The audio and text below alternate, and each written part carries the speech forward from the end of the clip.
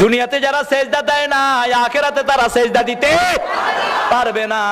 আর আমাদেরকে আল্লাহ রাব্বুল আলামিন বলবেন তোর সেজদা দিতে হবে না, কারণ তোর কপালেই আমি সেজদার চিহ্ন দিয়ে দিয়েছি। ফি উজুহিহিম মিন আসারিস সুজুদ। সুবহানাল্লাহ বলেন। মুমিনদের চেহারার মধ্যে সেজদার চিহ্ন আছে না নাই? আপনি যত কালোই হন সেজদার চিহ্ন দিয়ে দিবেন কে? আবার যেই মাটিতে সেজদা করেন ওই মাটি আপনার জন্য সাক্ষী দিবে।